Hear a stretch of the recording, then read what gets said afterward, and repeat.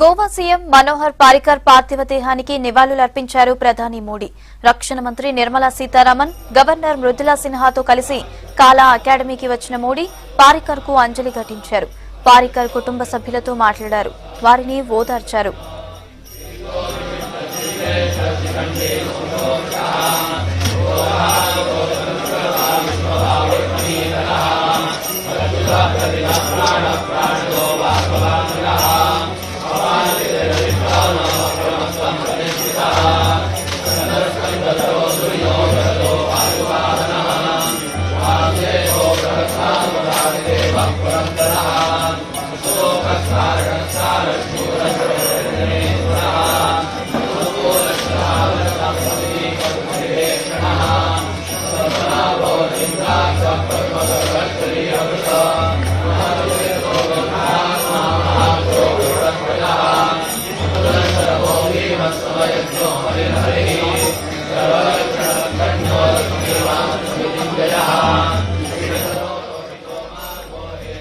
తాము ఓ గొప్ప వ్యక్తిని కోల్పోయామన్నారు లోక్సభ స్పీకర్ సుమిత్రా మహాజన్.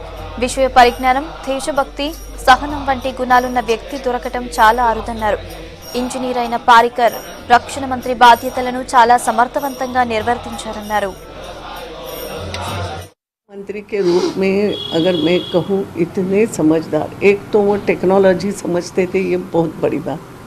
आजकल टेक्नोलॉजी का ज़माना है और ऐसे में एक उसको समझने वाला रक्षा मंत्री मिलना, और मैंने उनका ये भी कामकाज देखा है कि स्वयं किसी को अगर हम कुछ भेजें, ये काम किसी का देखो या उनको भी मीटिंग करना हो, तो वो मीटिंग में जब बैठते थे तो एक एक चीज़ का उन्हें ज्ञान होता था और बातचीत करते थे।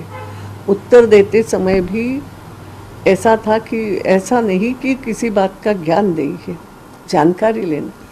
और इसके साथ ही मैंने कहा ना, एक राष्ट्रभक्ति का मादा, ये दोनों एक साथ मिले थे। टेक्नोलॉजी का उनका अपना ज्ञान, बात को समझने की उनकी क्षमता, काम करने की उनकी ऊर्जा और साथ में देशभक्ति।